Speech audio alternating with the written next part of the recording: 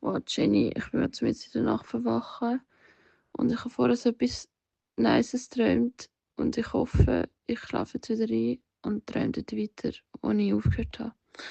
Ah.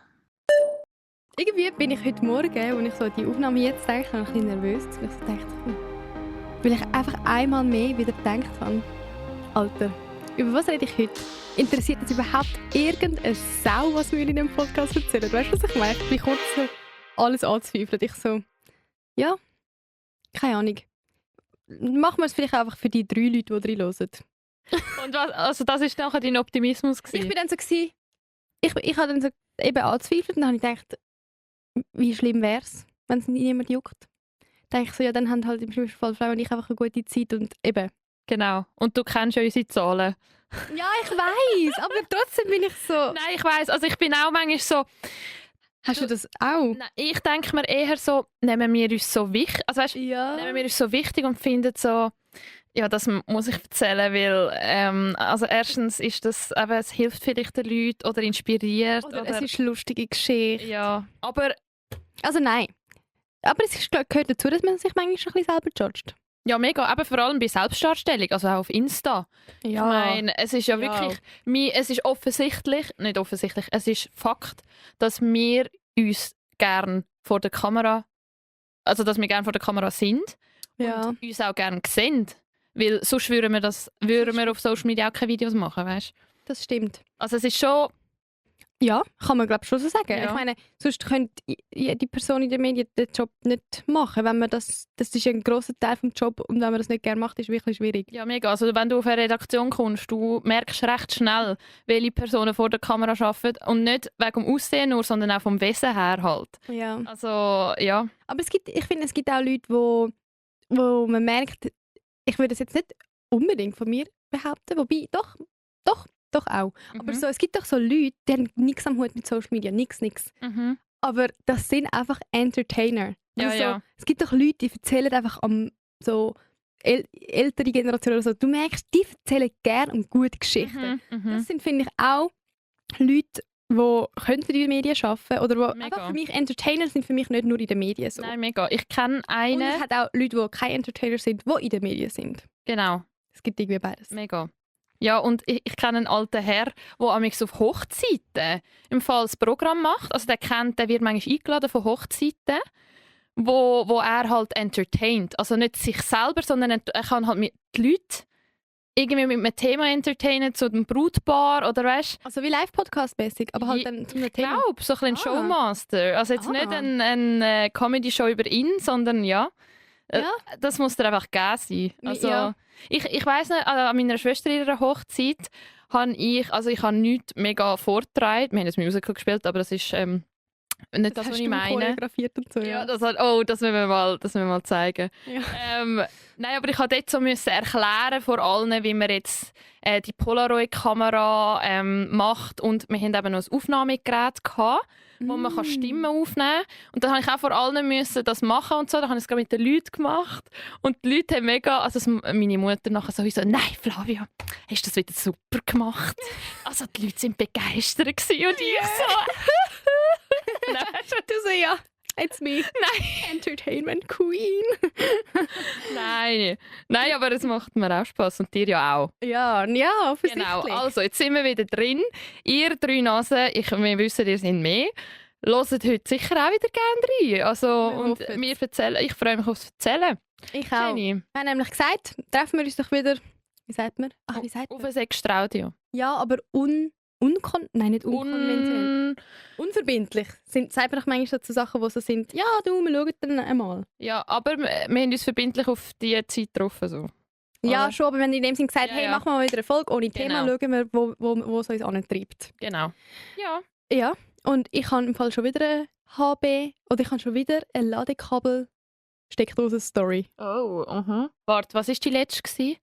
Mit im Zug. Im Wo mit ist dem- jetzt die mit dem Situation? Typ, wo ich dann nachher irgendwie das Gespräch weiterführen, aber ich habe nicht gewusst wie und irgendwie haben wir den Blick austauscht und irgendwie war es komisch gewesen. Dort, wo Aber du so Aber ihr habt Christ doch Tschüss gesagt. Genau. Das ist die eine Ladekabel-Steckdosen-Story. Wow. Oh mein Gott, das könntest du auch falsch verstehen. Sorry.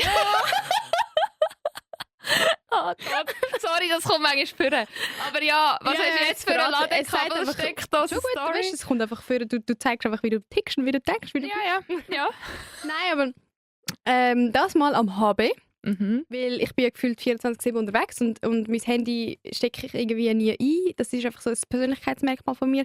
Meine Geräte haben irgendwie immer 20%. Ich weiß nicht, ich bin nicht stolz darauf. Ich kriege es einfach nicht an, frage mich nicht. Und du hast keine Powerbank dabei? Nein, aber dafür immer ein Ladekabel. Und mein Handy ist ja USB-C-Anschluss. Und ich habe immer ein Laptop-Kabel, mit dem ich auch mein Handy lade. Ja. Also super potent. Es ist super schnell geladen, so, aber wahrscheinlich scheiße für den Akku vom Handy. Ja, wahrscheinlich zerstört er. Auf jeden Fall komme ich so ins Café am HB, in das ist keine Werbung, aber in das San Gennaro, keine Ahnung, das ist so gerade Eingangshalle. Treffpunkt, Eingangshalle, genau, so ein bisschen neuer. Ich finde es mega cooler Vibe, ich finde nur die Musik dort scheiße, aber ja, anderes Thema. Jedenfalls laufe ich dort rein und laufe schon so nicht zum erstbesten Tisch, den ich cool finde, sondern laufe so durch die Gänge oder von den Tisch und schaue so, weißt, so ein bisschen auffällig zwischen den Stühlen und so. Ja, du hast alle belästigen wieder. Nein, es war fast niemand da gewesen. Okay.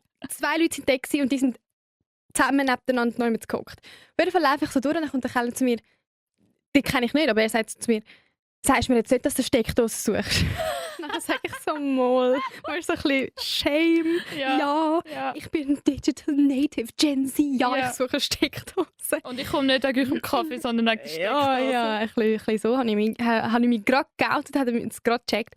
Nachher ich so, ja, voll nachher er so, schau, die einzige Steckdose, die da ist da zwischen diesen 2 Gentlemen. Also genau dort, wo die beiden Leute gehockt sind, ist eine Steckdose gewesen. Das ist der Grund, warum die überhaupt gehockt sind. Also weißt, ich bin schon die dritte, die wegen der Steckdose da ist. Und nachher habe ich, also übrigens, falls du dann mal einen Kaffee hast, schaust, dass schön Steckdosen verteilt sind. Ja, schau ich, aber es ist gefährlich, weil du machst mit so Leuten keinen Umsatz, die am fucking Laptop den ganzen Tag dort arbeiten. Ich gehe nie den ganzen Tag in einen Kaffee nur arbeiten. Ja. Aber ja, ich denke mir dann auch immer so, ich bin jetzt schon 1,5 Stunden im Espresso. Ich muss jetzt schon... Ja, und ein Espresso 4,30. Ich habe 4 Stutz gezahlt, ja. Ja. Ist, Aber ja, mit mir. Ich schaue, dass es genug Steckdosen hat und dass ich das irgendwie regeln kann. Genau. Dass trotzdem das Einkommen stimmt. Genau. Jedenfalls. Hocke ich an und dann geht es, glaube ich, so also ich mache mein Zeug, alles gut. Nachher kommt so eine Frau und eine ältere Frau, sie war so 60 gewesen vielleicht, kommt und will auch zu der Steckdose hocken, wegen ihrem Handy. Und nachher nimmt sie einen Stuhl und hockt wie so 1 Meter entfernt von meinem Tisch. Ich hocke wie so auf einer Sitzbank mit einem runden Tisch, der im Durchmesser ein bisschen grösser ist als eine Pizza, weißt du, die kleinen Kaffeetisch. So. Ja. Nachher nimmt sie einen Stuhl und sie hat halt ein nicht so mega langes Kabel und nachher steckt sie ein, auch, oder eine Steckdose, wo ich bin. Wie viele Steckdosen hat es war halt so eine Steckliste. Aha, gut. Auf jeden Fall steckt sie dort ein und dann hockt sie, weil es wie keinen Tisch gibt in einen halben Meter Entfernung, dann nimmt sie einfach so einen Stuhl und hockt dort an. Einfach so ohne Tisch, random. Genau. Und dann bestellt sie auch etwas und irgendwie der Kellner hat sich wahrscheinlich gedacht, bei der 4. Person sagt er jetzt nichts mehr, heutige Zeit, keine Ahnung, was der sich gedacht hat. Er hat wahrscheinlich nur auf Italienisch den Kopf geschüttelt, irgendwie so, Mamma mia. Ja, ich kann auch Mama mia sagen, dann dachte ich, hör auf. Ja. Und nachher, nein, was schnurre ich eigentlich? Das war nicht mal ein Italiener, der Kellner. Ich denke Kaffee-Restaurant dazu erfinden, die gar nicht stimmt. Egal. Auf jeden Fall, warte schnell, ich das Bild beschreiben. Rudelbildung, 2 Gentlemen, Jenny und eine ältere Dame, hocken dort an einer Steckdose und zapfen Strom ab. Genau, und du musst es ist ein recht geräumiges Kaffee, hohe Decken und die 4 Besucher, die dort sind, hocken alle so an 3,5 Tisch so an dem Ecke. Und nachher, du kommst halt, eben, wie das so ist, du kommst einfach ins Gespräch, wenn du so näher und dann auch aus dem gleichen Grund. Ich habe sie gerade angesprochen, ich so, sie brauchen also auch eine Steckdose. Und sie so, ja, voll. Und sie hat dann gesagt, ja, voll, mit 60. Aber sie so, ja, wissen Sie, ich muss heute noch auf Basel kommen. Keine Ahnung. Willst du Baslerin nachher machen? Ja. Auf Basel? Auf Basel. Nein, Basel. Basel? Nein. Basel. Nein. Einfach Basel. Ja. Und dann sind wir so ins Gespräch und so. Und irgendwie haben wir dann wirklich 15, 20 Minuten geredet zusammen über dass sie jetzt auf ihren Sohn da warten und dass sie nachher wieder auf Basel muss. Und ich so, ja, ich kenne das Problem. Und du bist auch ein Sohn. Und nachher ich so, sie können im Fall schon zu mir an den Tisch hocken, weißt, weil sie so im Leeren gesessen ist. Ich so, sie können schon zu mir hocken. Und nachher irgendwann musste ich so sagen, Entschuldigung, aber ich muss jetzt da weiterarbeiten. Ja. Und ich so, ja, kein Problem. Aber dann sind wir wieder zusammen an dem Mini-Pizza-Durchmesser-Kaffeetisch gehockt. Und du bist am Laptop. Und mein Laptop hat halt wieder 3/4 vom Tisch Mhm, eingenommen mhm. und sie auf dem bisschen Resttisch noch ein bisschen angelehnt und so. Es ist irgendwie so herzig, wie wir uns zusammen Was hat sie denn gemacht? am Handy. Sie war am Ah, Handy, während das Handy geladen hat. Okay, So. weil ich habe gedacht, wenn sie jetzt nicht am Handy wäre, wäre es schon ein bisschen cringe, einfach eine Person nebendran haben, so nicht. Ja, also sie ist mir wirklich literally direkt vor mir gesessen. So. Also vis-à-vis. Vis-à-vis. Ja, eben, also, ja. Aber es war nicht schlimm, weil wir haben geredet miteinander Mm, und dann, ich habe nachher klar kommuniziert, hey, ich muss jetzt da weitermachen. ja, das ist gut. Und dann Voll. haben wir euch Tschüss Und gesagt. nachher, als ich bin dann zuerst gegangen, ich habe gesagt, ich wünsche Ihnen noch einen schönen Abend, kommen Sie gut auf Basel. Schön. Ja. Aber einfach herzig und irgendwie, Und ja. mit den Gentlemen gar nicht. Nein, ich habe gar nicht gemerkt, wann das die gegangen sind, aber Mhm. ja. Die sind ja wie auch an einem anderen Tisch. Lustig, jetzt bist du schon wieder in Kontakt gekommen mit einer Person und hast das mal ein bisschen mehr geschwätzt. Ja. Und es war nicht cringe. Gewesen. Ja. Ja, irgendwie. Ja. Ladekabel verbindet. Ich habe etwas Cringes. Haha, aha. nicht. Doch, aber das leitet gut zu meiner Story über. Okay. Also nicht. Also Jenny, Gedankenexperiment, aber realistisch. Also für dich gerade nicht, weil du du bist nicht am Daten, aber du musst dir jetzt halt vorstellen, dass du am Daten bist, gell? Okay. Stell dir vor, du bist an einem Date, Okay. genau. Also mein erstes Date. Dein erste Date mit einem Typ. Dann läuft es sehr gut und der Typ fragt so, hey, willst du noch zu mir kommen? Der das- Typ fragt. Ja, dann sagst du ja gern, gehst zu ihm heim. Jetzt bist du dort bei ihm daheim und er will aber noch gut duschen und so. Er hat den ganzen Tag gearbeitet und sagt so, hey, schau da, also schnell, weißt du, Wohnung, also zeigt einfach so, schau da das Zimmer und ich bin da im Bad, ich gehe jetzt gut duschen. Gut, jetzt bist du allein. Was machst du jetzt? Es ist Abend um 11 Uhr. Okay. Ich habe, während du so die Situation geschildert hast, mir für mich gedacht, das braucht jetzt schon noch viel Vorstellungsvermögen, weil ich habe ja noch nie so richtig... Also doch, ich habe schon mal ein erstes Date gehabt, halt mit meinem jetzigen Freund vor 8 Jahren. Aber ich kann es mir vorstellen, ja. Ich habe Kopfkino gehabt. Also du bist jetzt allein in dem Zimmer Ja, also- und er ist am Duschen. Okay, ich stelle mir vor, wie die Tür zugeht und ich dann in seinem Zimmer stehe. Also die Zimmertür ist zu oder die Badzimmertür? Zimmertür. Zimmertür Ich ist stelle zu. mir jetzt einfach vor, ich bin in einem fremden Zimmer Okay, ja. und weiss, ich habe jetzt so 10 Minuten Zeit. Keine Ja, Ahnung. ja. Dann würde ich mich so umschauen Mhm. und nach Green oder Red Flags. Nicht suchen aktiv so, aber ich würde so umschauen, so zum Beispiel, ist es aufgeräumt? Ist es also mehr so Mhm. halt umschauen, sehen, was ich so spotte. Also du wirst safe Bilder anschauen, das Wenn weiss es ich. Bilder hat, würde ich safe dort an und mir so denken, okay, was ist jetzt so für ein Vibe auf diesen Bildern? So mit was für Leute hängt der? So, ja. Das macht Jenny nämlich immer bei mir, auch wenn ich immer die gleichen Bilder habe, sie geht immer an meine Pinnwand Ja, wie ein und Magnet. schauen. Und leider hängt im Fall immer noch keins von uns dort. Ich bin einfach zu faul zum Fotos ausdrucken. Es tut mir so leid. Aber hey, wir haben den Podcast zusammen.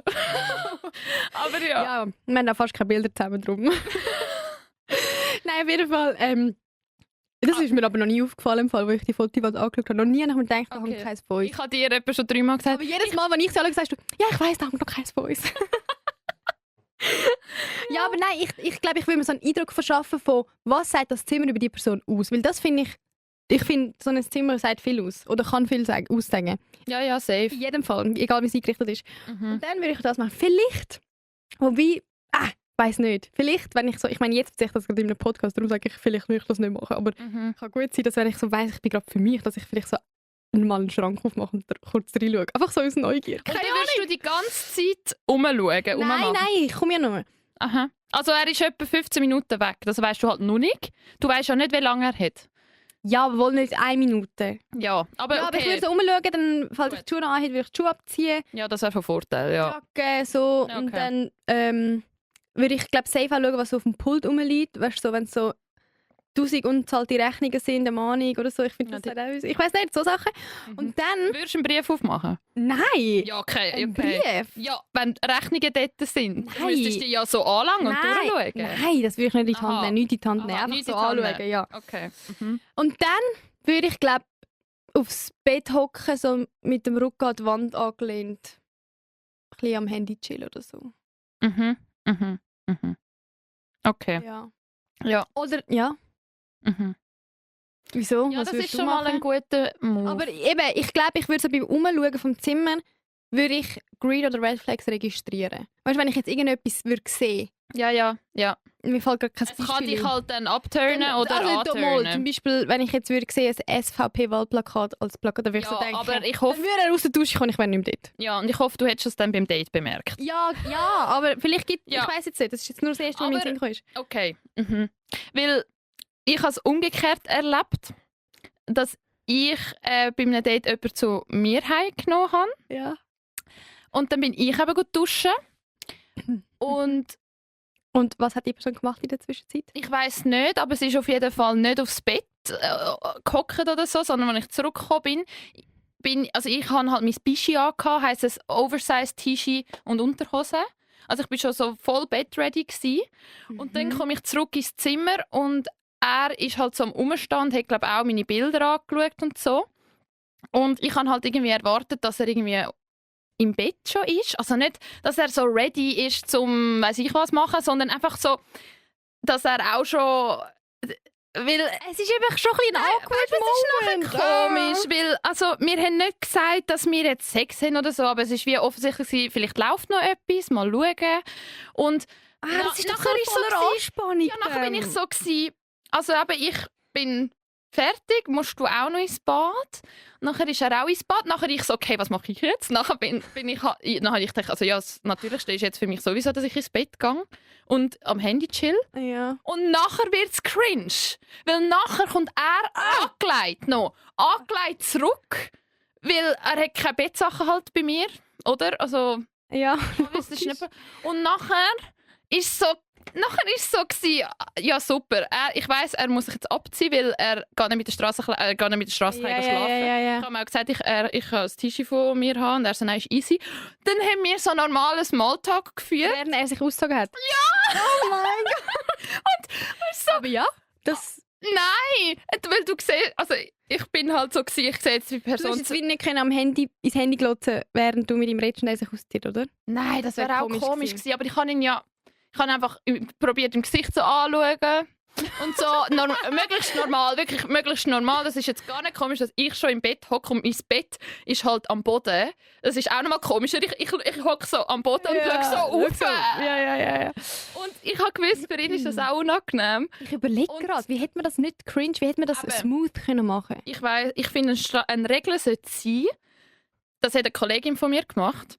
Sie war bei einem daheim und sie hat, währenddessen er im Bad war, sie ist eigentlich schon, also ich glaube, sie hat noch nicht zusammengeputzt, aber sie hat wie nicht müssen duschen oder so. Okay, ja. Sie hat einfach instant das T-Shirt von ihm genommen, vom Schrank, nicht Ja, mal ich gefragt. wollte sagen, je nachdem, Ja. was die Situation wäre, würde ich auch selbstständig es mir bequem machen. Genau, T-Shirt genommen und ins Bett Ja, gelegen. ja. Weil dann ist nicht so, ja, dann kommst die andere Person nicht so, wie soll ich sagen? Dann kommt die andere Person nicht so in die unangenehme Situation von wegen, wie kann ich dir noch helfen? Ja, Mm. vor allem, Aber es ist halt mega situationsabhängig. Ja, Weißt, mega. wenn du wie, eben, wie du sagst, ihr seid nicht davon ausgegangen, dass ihr jetzt unbedingt heute noch Geschlechtsverkehr habt, sondern und vor allem haben wir uns auch noch nicht geküsst. Weißt, es ist wie nicht so, dass man in die Wohnung reinkommt, dann entweder müssen wir irgendwie gerade sich küssen, dann und dann geht man auch nicht noch gut duschen oder so. Weißt, je nachdem. Also weißt, ja. Eben, ich sage ja, es kommt halt mega auf die Situation drauf an. Ich finde wenn jetzt, oh shit, fast das Wasser ausgeleert. Wenn jetzt die Situation mega verklemmt wirkt, den Elefant ansprechen. ja. Ich wollte es fast wollen und nachher habe ich gedacht, aber dann habe ich einen Moment zu Weil lang nach dem gewartet. Ansprechen ist es vielleicht kurz peinlich, wenn dann so beide lachen und checken, dass er Ich gerade voll- weiss. Aber dann ist eben das Eis gebrochen und dann ist nachher gut, egal was nachher passiert. Ja. Dann ist das Eis gebrochen und ist so, ja. Also hätte ich so sollen sagen, hey, gerade mega cringe, gell, dass ich dir zuschaue, wenn du dich ausziehst und oder ja. Wie hättest du das Ja, gemacht? weil das wäre vielleicht eine Vorlage gewesen für ihn, um einen Spruch zu bringen oder keine Ahnung, oder auch nicht. Ja. Ich weiß doch Ich nicht. glaube, ich bin schon zu fest im Cringe-Mood drin gewesen und nicht im Cringe-Mood gegenüber ihn, sondern einfach der Situation. Gegenüber, ja. Weil ich bin so schnell, ich cringe im Fall sehr schnell. Ich weiß. Ja. Wie so Typen. Oder einfach so in Dating-Situationen. Ja, Aber vor allem von am dir hätte ich Anfang. jetzt eher erwartet, dass du sagst, hey, sorry, ich weiss gerade irgendwie nicht, wo anschauen, aber wenn du ein Tischi brauchst von mir oder ein Zahnbürstchen, dann kann ich es dir geben. Oder so. Das habe ich vorher gemacht. Er hat auch mein Zahnbürstchen gebraucht und so. Ah. Also, ich habe ihm sogar angeboten. Aber jetzt warte. Ja. Wir haben über den wichtigsten Teil nicht geredet. Also er hat sich vor dir ausgezogen und dann ist er zu dir ins Bett gekommen. Ja, und dann haben wir halt, ja. Und dann ist es ist nicht gerade drunter und drüber gegangen. Wir haben halt... Habe ich dich gerade ein bisschen verlegen gemacht? Ich schwitze gerade ein bisschen. Aber ja, also es ist zum Sex gekommen, aber wir haben eben noch eine halbe Stunde geschwätzt und so. Ja. Also sorry, ich habe dich jetzt zu der Antwort drängen, aber ich habe gedacht, dass, ich kann nicht fragen, Alles was sich gut. gerade alle fragen. Und ich kann nur einen Tipp geben, falls man wie Nähe sucht, habe ich die beste Idee. Also, Kannst du dir vorstellen, es ist in der Nähe in meinem Bett. Bei meinem Bett. Aha. Das Ding ist, ich kenne die Story. Dein Kopfkratzer. Genau, Leute, ich sage euch Kopfkratzer. Also warte, ihr habt geredet und plötzlich hast du gefunden, jetzt. Ja, nein. Zeig ich meinen Kopfkratzer. Er ist halt neben meinem Bett Küssi. Also ich hatte einen Handgriff gehabt. Und dann habe ich irgendwie gesagt, dass ich am Abend halt immer noch Kopfkratzer tue. Dann hast und du ihm den Kopfkratzer mit dem Kopfkratzer? Ja. Also, und klar, man kann das schon mit Entfernung, aber logischerweise, es ist auch so es entspannt, es tut ein bisschen, ja. Es bringt zum Lachen, es bringt zum... Ja, und es gibt eine Diskussion, so, entweder findet man es hure nice oder man findet es scheiße. Und es gibt auch einen Schmunzler, weil viele haben nicht gerade einen Kopfkratzer rum. Ja. Aber ich muss mich einfach schon wieder an die Situation erinnern, wo du mal erzählt hast, du hast das in einer Fabrik, wo du gearbeitet hast, mitgebracht und dann eine so, oh, besser als ein Orgasmus. Ja, ich schwöre. Und ich habe auch sogar Das hat er wahrscheinlich nicht gesagt. Nein, das hat er nicht gesagt.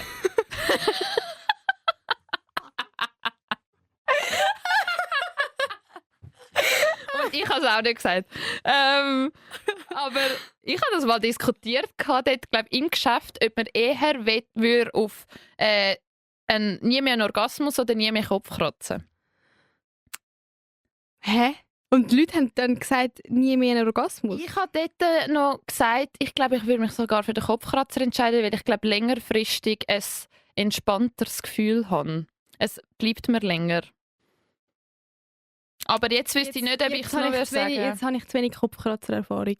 Ja. Du musst auf Um das meinen... einordnen. Mhm. Musst du noch mal wieder bringen. Mhm. Oder ich komme zu dir und du kratzt mir den Kopf in deinem Bett. Rar. Oh mein Gott. Wie genau sind wir jetzt da gelandet? Sorry. Nein, aber Kopfkratzen wirklich. Ich weiss, du bist... sorry, ja, ich bin ein Verfechterin. Plädoyer. Ja, Darf genau. ich ein Plädoyer aussprechen? Leute, Leute, die gerne gestreichelt werden. Sich selber streicheln ist irgendwie nicht so nice. Aber ich glaube, mit dem Kopfkratzer selber zu bedienen, also selber sich Kopf zu kratzen, ist fast gleich, wie wenn dich jemand anders Kopf kratzt. Gut. Ja. Ja, machen wir einen Punkt. Ja. Gut. Namaste. Und ich habe eine neue Story. Gut. Nämlich, ich habe auch eine Frage an dich. Du hast jetzt ein Gedankenexperiment gemacht mit mir, ich mache jetzt eins mit dir. Oh. Und zwar schon wieder am HB, weil ich bin in letzter Zeit mehr am HB gewesen als die gefühlt. Aber es ist folgende Situation passiert. Also muss ich mich jetzt irgendetwas hineinversetzen, oder? Ja. Nein, ich erzähle zuerst und dann Aha. frage ich dich, wie du gehandelt hättest. Aha, okay. Also ich bin am HB und dann gehe ich an so eine Theke und will etwas zum Essen bestellen.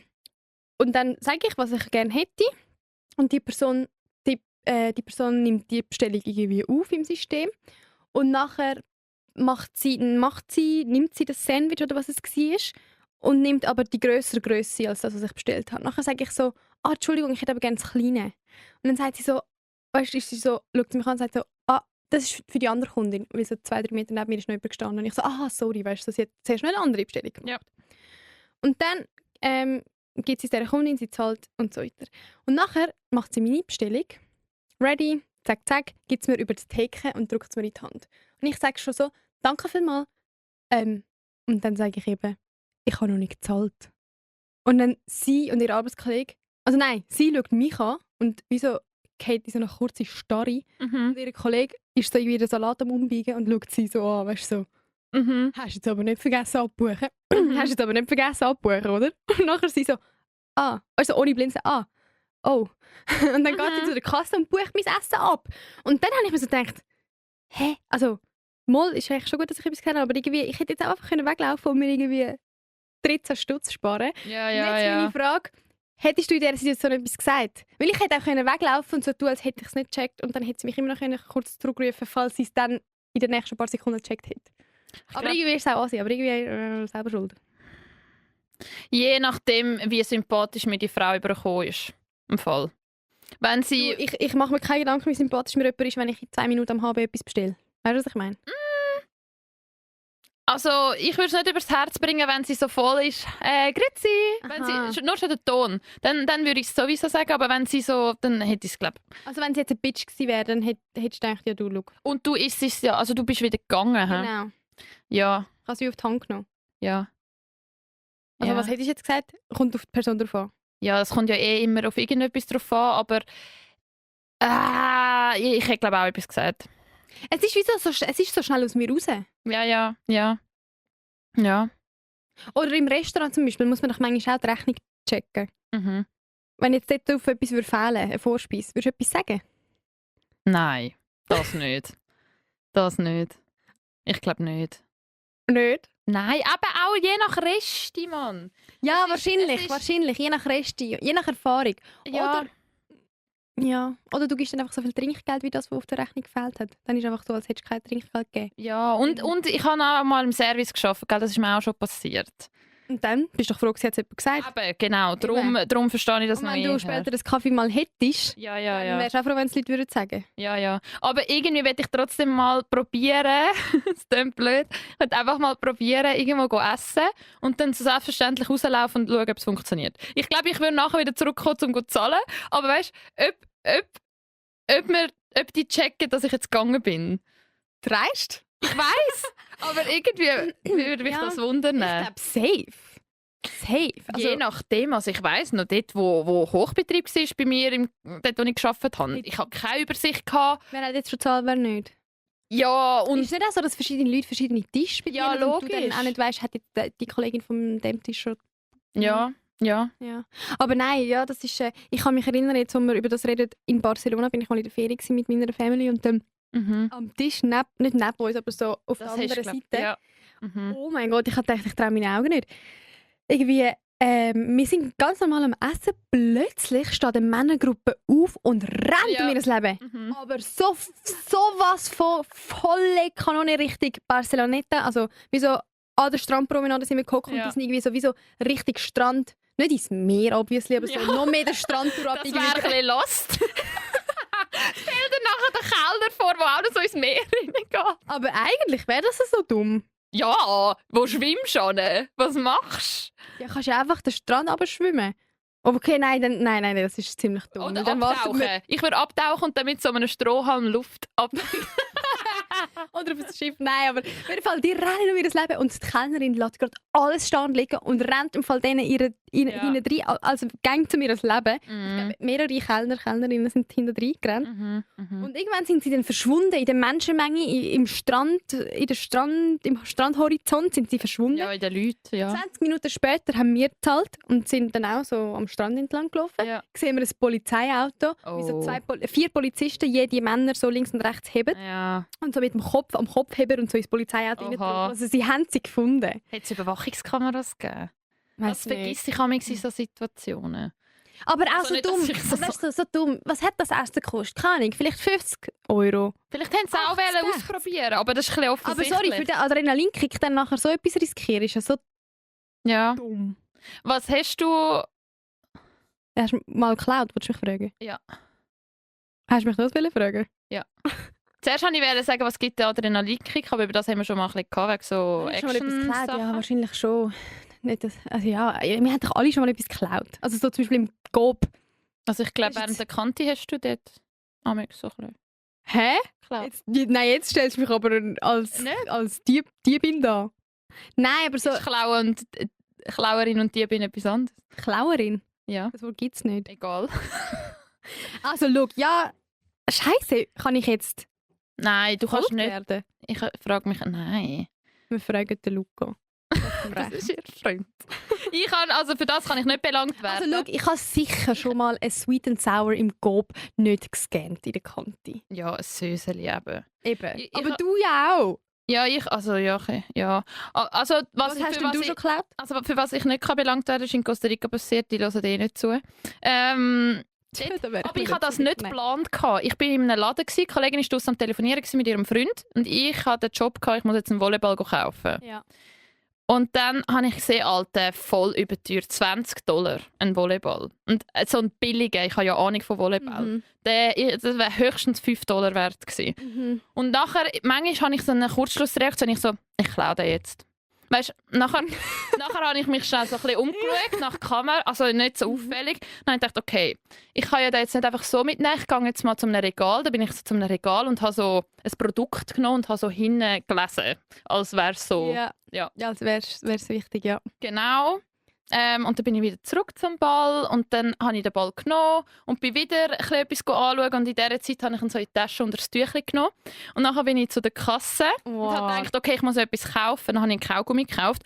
Dann bin ich an der Kasse und sie so, Und ich so, Scheiße. Ich so dachte, oh, fuck off. Ja, scheiße. Oh, und nachher ist mein Herz. Ja. Ich könnte das nicht. Ja. Nachher? Nachher haben sie einfach die Kasse geschlossen. Ich habe an eine andere müssen. Ich so, ja, und nachher ich so. Ich habe gerade so eine Geste gemacht, yeah. Und sie hat den Dumm angeschlagen. Nachher bei dieser Kasse easy bin ich durch. Und nachher ich so zu der Kollegin, wir müssen jetzt gehen, ich habe den Ball geklaut. Und nachher sie am Telefon zu ihrem Freund, wir müssen gehen, Flavio hat den Volleyball geklaut. Also wir sind nicht gesäckelt, aber wir sind verdammt schnell gelaufen. Ja. Auffällig. Oder was ich auch schon geklaut habe, ist so, früher sind wir einmal im Folge etwas krömeln und dann hast du, glaube ich, so müssen abwägen, wie viel Süßigkeiten du Säckchen da hast oder so. Und dann wie so zuerst gewogen und dann nachher aber gleich noch etwas drin. Irgendwie so. Aber ich kann mich nicht. Aber habe ich mal etwas geklaut? Nein, so abgesehen von so Sachen nicht.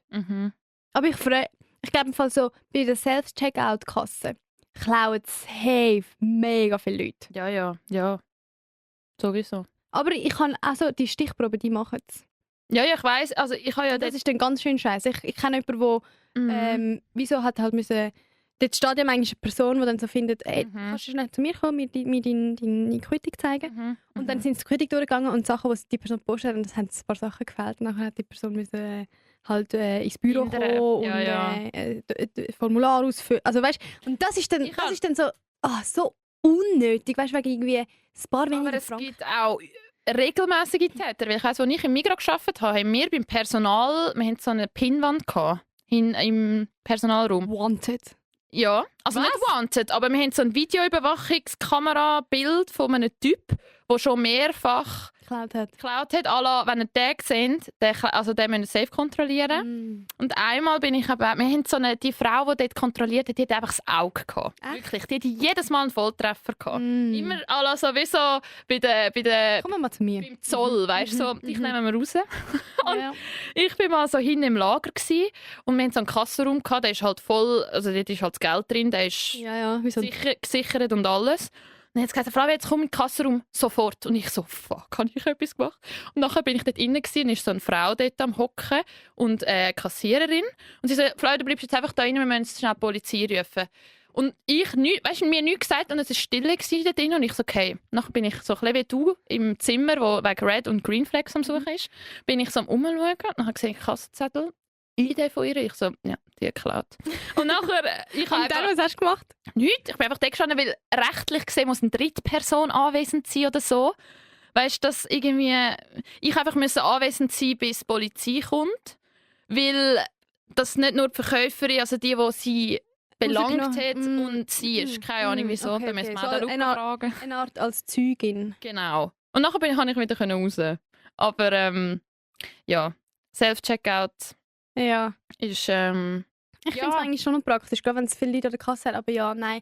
Also seit der Kante habe ich nichts mehr geklaut am Self-Checkout. Und dort auch einfach so eben die Sösel gescannt oder so. Bin ich jetzt auch nicht stolz darauf. Okay! Ich habe einmal, also ich muss immer, alles gut, ich muss immer aufpassen, dass ich die Wimperntuschen nicht klaue. Also Mascara. Weißt du, du sagst es so, als würde es dir aus Versehen passieren.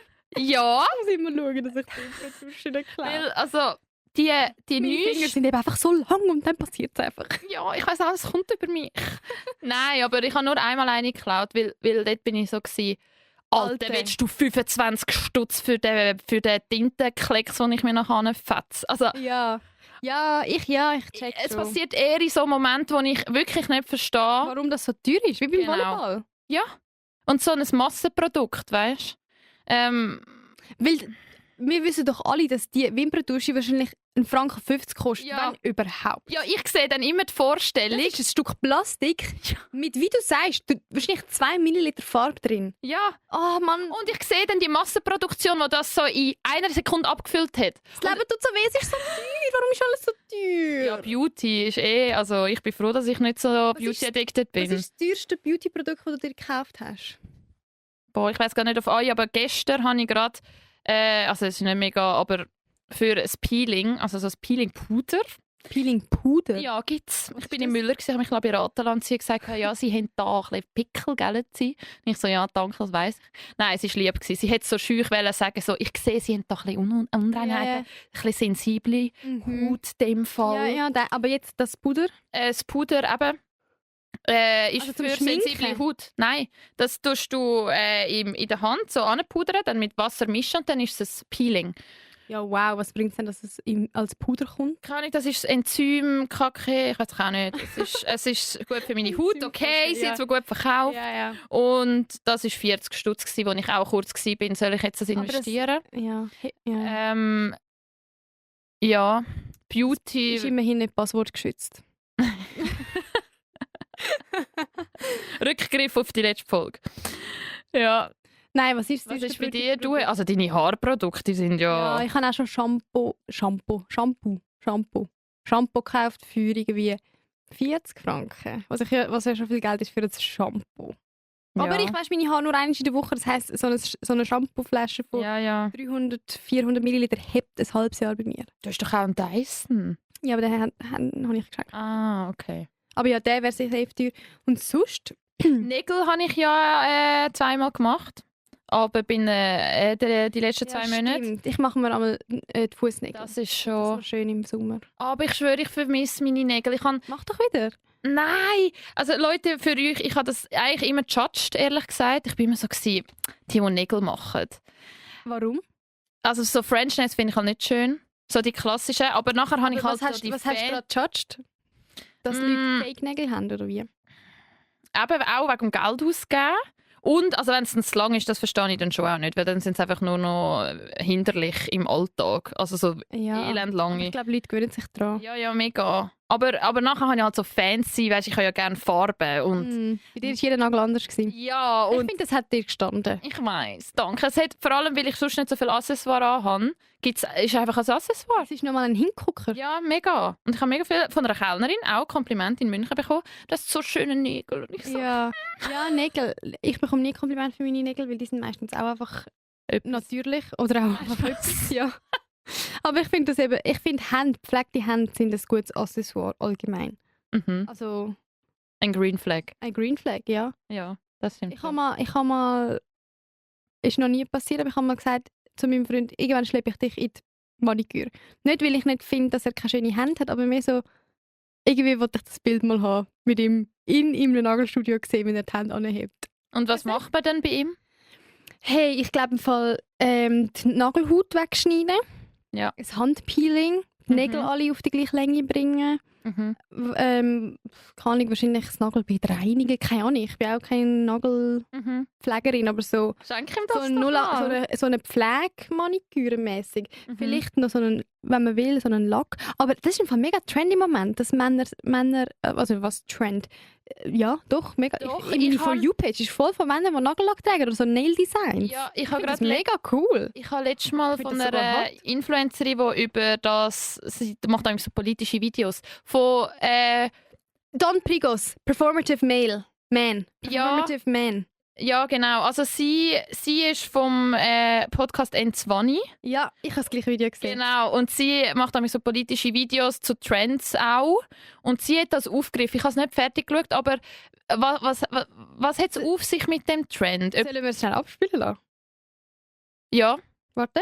Ist euer Internet auch gerade voll von performativen Mail-Memes? Also Gags über Männer, die einen auf extrem aufgeklärt und Vogue machen. Sie tragen Crop-Tops, lesen verträumt feministische Lektüre, haben auch mal einen frech lackierten Fingernagel und im besten Fall lassen sie dich auch mal ausreden. Bringen vielleicht sogar diese Typen den Feminismus ein Stück weiter. Ich bin übrigens Annika, wenn dich solche popkulturellen Phänomene interessieren, dann folgt mir doch gerne für mehr. Für alle, die gerade nicht ganz hinterherkommen. Performative Männer tarnen sich im Deckmantel des Feminismus. Nach außen hin Feminist-Icons und innen, so wie bei uns allen, eine dicke Portion Patriarchat. Ich habe das Gefühl, dass diese Art von Männern und die Kritik an ihnen wie Unkraut aus meiner For You-Page sprießt. Ich sehe auch gerade ständig diese ganzen Performative Male-Contests. Diese Parodien von genau diesem Archetyp Mann von Männern selbst. Und die Frage, die ich mir stelle, ist, woran erkenne ich jetzt, wer ein performativer Typ ist und wer nur so tut, als ob? Und darf ich jetzt noch einen Typen cute finden, der Loafers trägt und The Last Dinner Party hört? Oder tut er das nur, weil er weiß, dass es bei mir gut ankommt? Der Grund dafür, dass wir diese Art von Männlichkeit gerade überall sehen, egal ob Parodie oder nicht, ist, weil sie extrem gut ankommt. Weil Feminismus für manche keine Lebensrealität, sondern ein Trend ist. Weil manche machen sich Trends zu eigen, um eine vermeintlich politische Darstellung von sich zu zeichnen,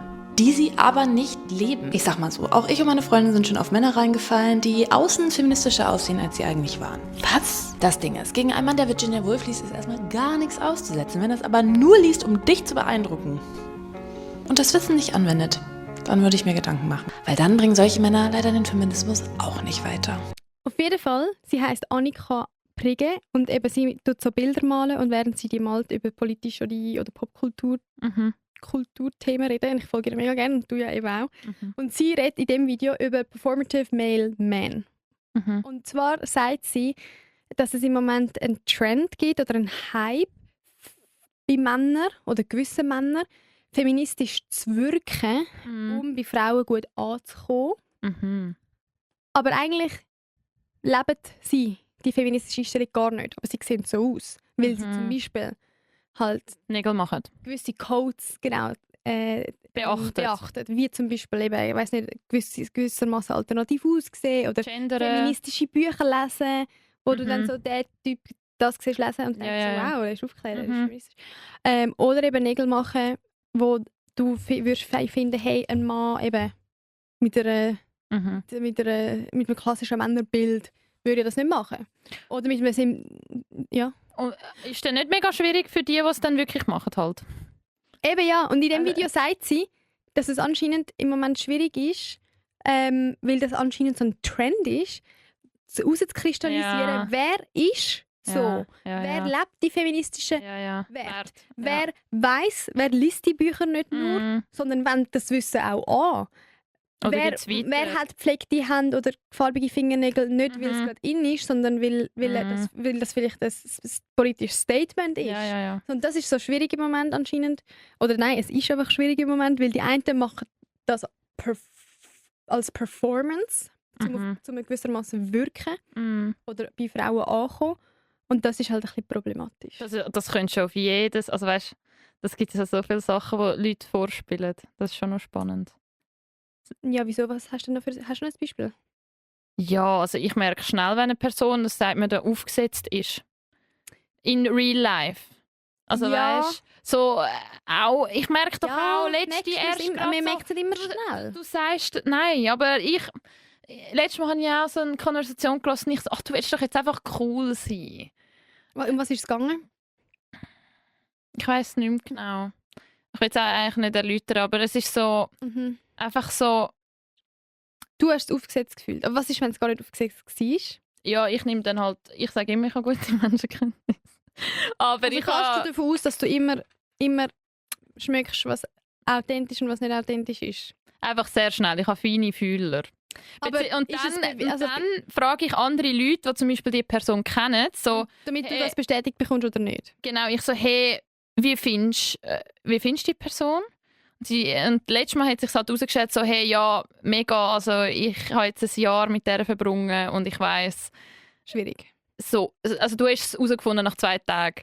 Aber es gibt sicher auch eben so Merkmale oder so, wo man nicht gerade merkt, so, du bist eigentlich gar nicht so. Also, weißt, in dem Fall geht es ja darum, du würdest auf die Person im ersten Blick so einen performative Man, würdest du ihn auf den ersten Blick sympathisch finden, weil du denkst, hey, mega cool. Ja, und jetzt tue ich halt, wenn ich die Videos... Deine Interessen. Ja. Es geht Das wie ist um ja das, schade. um das. So auf den zweiten Blick erst checken, dass jemand... Ja. Also, ich kann es jetzt nicht ganz exakt so können wiedergeben, wie sie es gesagt hat. Schaut Ja, aber unbedingt ihr das Video. Wir haben es ja jetzt eingeblendet. Ah ja, stimmt. Wow. Ja, genau. Auf jeden Info. Fall, that's that. Gut, dann haben wir mal einen Trend aufgegriffen. Super, ja. Den Mal ich über- auch mitbekommen habe. Ich bekomme schon nie Trends über. Das ist beim Arbeiten, merke ich jetzt gerade mega das Hindernis. Also ich bin ja nicht im Social-Media-Bereich, aber trotzdem. Wir erwarten von uns Jungen, ein bisschen, dass wir wissen, was in Social Media abgeht. Und Ja, aber ich bin im Naja. Fall auch schon gefragt worden, Schon? was dich angeht. So. Mhm. Also kommt sie das dann nicht mit über? Mhm. Ist das nicht ein bisschen ihr Job? Mhm. Und dann, ich habe es ein bisschen schwierig gefunden, für dich zu antworten. Also was denn mit über Beispiel- Trends? Das oder Slang. Und Slang. ich habe dann einfach gesagt, was habe ich gesagt? Nur schnell in einem Satz. Ich habe irgendwie gesagt, es ist halt einfach nicht so deine Welt. Oder ich weiß nicht, ich habe es halt Ja. schwierig gefunden, für dich zu antworten. Vielleicht kannst du das jetzt schnell beantworten. Also Wieso kommst du erstens, Social Media Trends oder manchmal so Slangwörter wie Bingen, wo alle würden meinen, hey, das kennt man doch ja, nicht mit über was. weil oder meine was Freundinnen nicht so reden. aber ich rede ja so zum Beispiel. Du hast noch nie Bingen zu mir gesagt oder so. Aber ich habe ja viele Slangwörter. Ja, das schon, aber zu dem Punkt von wegen im Job, also also bei Tele Zürich, kannst du vergessen, dass ich so Wörter hatte schreiben. Ja, stimmt. Ja, nein, aber ich bin mega, also ich bin schon mit meinen englischen Wörtern musste ich aufpassen, wo ich brauche, dass ich die nicht Ja, voll. schreibe. Und auch beim Radio, weil du musst halt überlegen, was ist deine Zielgruppe und bis jetzt... Nein, sicher, im Job musst du wie schon Nein, mega, journalistisch schreiben aber und weil Deutsch. die Person gesagt hat, das ist doch in ihrem Job wichtig. Ja, je nach Redaktion. Jetzt bei Watson ist es eher eine jüngere Generation, ich bin jetzt nicht im Social Media, aber dort darf ich auch mal Slangwörter oder einfach In einen Artikel nehmen. Anglizismen brauchen. Das hättest du also bei den anderen Redaktionen können vergessen, weil dann hast du die Zielgruppe nicht, Genau, oder? das ist absolut. Genau. Ja. Nein, und sonst halt wirklich das Umfeld. Also eine Kollegin... Also weißt, ich meine das jetzt auch nicht, dass du dich rechtfertigen musst, weil ich finde gar nicht. sondern mehr alles so- gut, ich tue mich auch gerne rechtfertigen. Nein, ich finde mehr so, sag uns deine Ansicht, Genau. ohne dass es rechtfertigt ist. Ja, eben, also ich habe eine Kollegin, die mich manchmal aufklärt, zum Beispiel «fuck off» benutze ich immer falsch, falls ihr das auch schon gedacht habt. Das hast du in dieser und in der letzten Folge schon gesagt. Schon? Ja. Okay, sorry. Aber Wieso? Wieso brauchst du es falsch? keine Ahnung, sie hat mir das gesagt, ich brauche das falsch, aber sie findet es lustig und ich kann das weiter sagen. Okay. Ja, Sprache ist ja auch ein bisschen das, was man daraus macht. Darum- Ja, mega. Die Wörter, die Anglizismen entstehen auch alle nur daraus, weil das irgendwie sich so einbürgert hat, dass Ja. man das so sagt. Das ist ja per se eigentlich Genau. auch falsch, Anglizismen auf Deutsch zu brauchen. Ja, mega. Also. Und ich bin glaube eher die, was? die dann halt mal ein bisschen Anglizismen im Deutschen brauchen, hast du gemeint, nicht auf Deutsch brauchen. Anglizismen sind ja schon englische Wörter in Aber- Deutsch gebraucht. Egal. Ja. Nein, ich bin glaube eher die umgekehrt, die dann mal gerne ein schweizerdeutsches Wort raushaut und sagt, hey, eine schöne Hinnicht. Ja, Oder so. Also, eben, ja. weisst, Und das finde ich eben auch, das ist so cool. Ich liebe das. ja. Ich weiss, meine Tante hat mir erzählt, sie hat in der Raiffeisen gearbeitet, also als einzige Frau so in den 1980 oder so. Und sie ist von Einsiedeln bei diesen Zürcherern als einzige Frau da in den höheren Rängen von der Raiffeisen und ist amigs als Einsiedlerin rausgelaufen und hat gesagt, hey, schöne Hinnicht zusammen. Und es sind alle immer so sympathisch gefunden, sie haben mir das letzte Mal erzählt. Ja, sicher. Eben, Aber- ich finde das cool, wenn man seine Herkunft mit sich trägt. Ja, und ich finde es auch cool. Eben, darum machen wir ja das Language School, sonst würden wir es nicht machen. Ich habe ja auch Spass an dem. Ja, Ähm, ich finde, genau. ich finde mindestens gleichwertig wäre so eine Kategorie auch mit schweizerdeutschen Wörtern. Weil es gibt so, weißt die schweizerdeutschen Wörtli, die dürfen einfach nicht aussterben. Nein. Das Schweizerdeutsch ist schon so eine Sprache, die redet man nur im kleinen Land Schweiz auf dieser Welt. Ja, und und- das ist mega wichtig, darum brauchen die Wörtli. Es gibt eben Hinich oder Krüsimüsi oder Es gibt ganz viel. weiss doch nicht. Das ist mein Plädoyer für brauchen die schweizerdeutschen Wörter. Redet nur Schweizerdeutsch, bitte. Ja, Kopfeteli. Heiter sich. Heiter Bimbam. Ja. Ja, aber das ist doch ein gutes Schlusswort, oder? Ja. Hat Spass gemacht, Jenny? Yes. Jetzt gehen wir Ich zusammen habe zu nichts Nachtessen. erzählt von dem, was ich mir vorgenommen habe. Doch, das mit der HB. Das mit der HB. Das mit der HB. Das Ja, mit sie der- vergisst auch Partizipien, sind das Partizipien egal. Die heutige Jugend. Warte, du meinst Artikel? Artikel? Artikel? Der, die das? Sind Artikel, glaube Nicht Partikel. ich. Nein. Partikel sind in deinem Peelingpuder? Nein, ich glaube, es gibt auch Partikel. Das sind doch Partikel. Nein, ich habe gemeint, das Oh sind nein, Artikel. mit auf, an, das sind doch Partikel. Ich glaube das, ja. Aber ja, Falls jemand von euch Deutschlehrperson ist, gerne die Lösung Herr verraten. Schnitzer von der Kante, sorry, ich habe ja auch eine schlechte Note gehabt, darum. Also, Also ich wünsche unseren Jenny. guten Jenny. oder guten Morgen, wenn auch immer ihr das hört. Ich will auch noch eins rausfetzen. In dieser Zeit sage ich schon mal, tut uns gerne bewerten mit 5 Sternen, verschicken unseren Podcast, wenn euch die Folge gefallen hat, folgt uns auf Insta, um nichts zu verpassen. Und bis in 2 Wochen. Habt's gut. Ciao. Gut. Habt's gut. Das ist Mach's eben so.